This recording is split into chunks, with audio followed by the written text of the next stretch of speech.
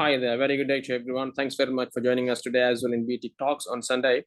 I am Hazeer as usual, and today's topic is about who is rich. Now, when I have this heading, you would have an idea in your mind that I'm going to list out all these top richest people in the world listed on the Forbes richest of the world of the year.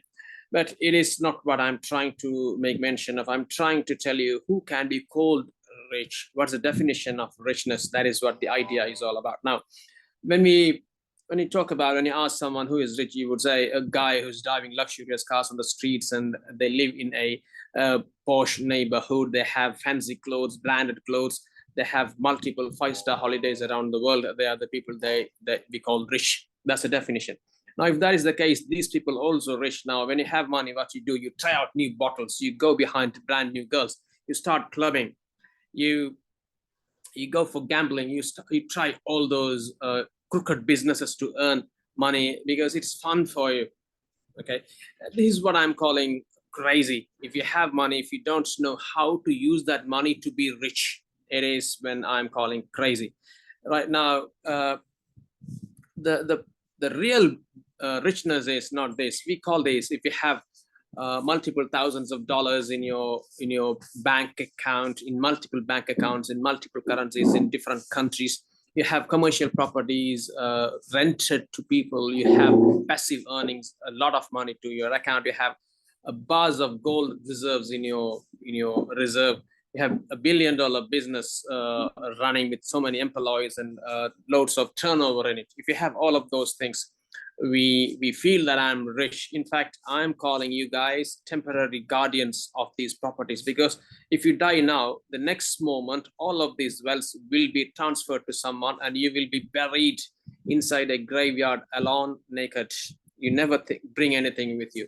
So this is what it means to me, a temporary guardianship of this. Now, the richness is not that. The richness starts if you have all of those things. If you have multiple thousands of dollars balance in your account, if you have commercial properties, gold, $1 billion business, or whatever you call it in terms of finance, if you have all of this, if you spend this on or for a good cause, that is when you get rich, and that is permanent for you. Now, you see, every single kick, Cristiano Ronaldo kick, it makes the smile on different kids. Every single punch Khabib makes on his opponent makes a smile in a poverty. This is where they get rich. It's not about what you have, it's about what you do with what you have. You have money.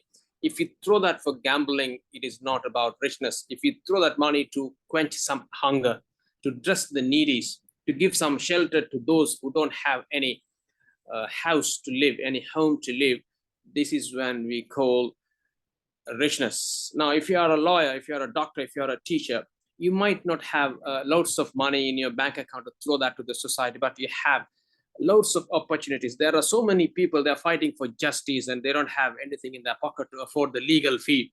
If you can look into one of those cases to buy the justice for them, you get rich.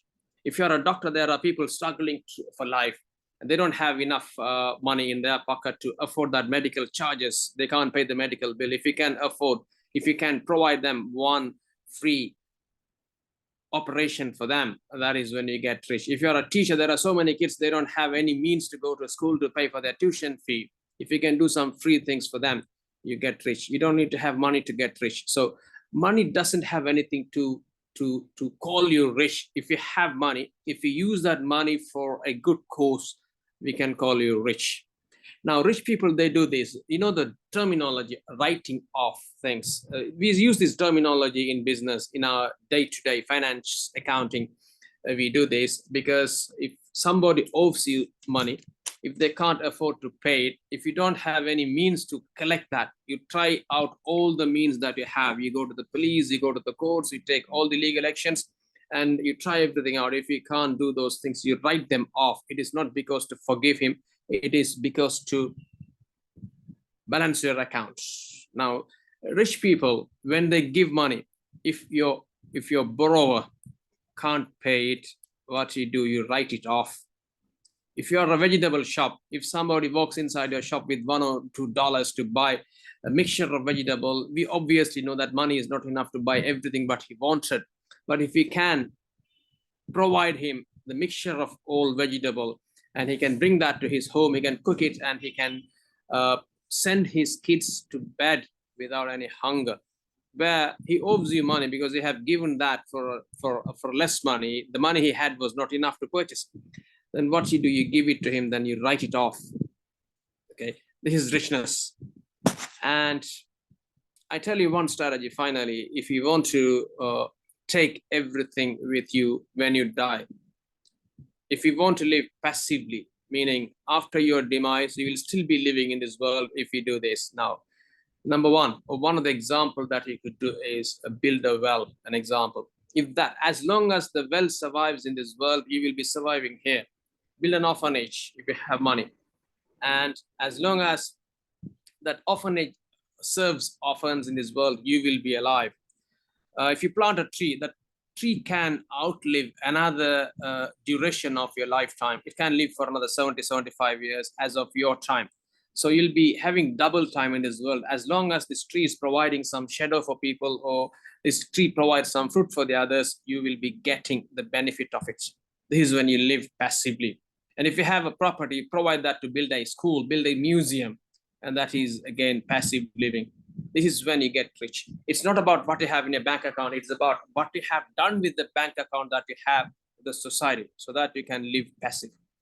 Now, at the very final message is this: to get rich, you don't need to have multiple thousands of balance in your accounts. There was a narration, very authentic narration of an ancient time, where the leader of a society called the people to bring in donations for a project.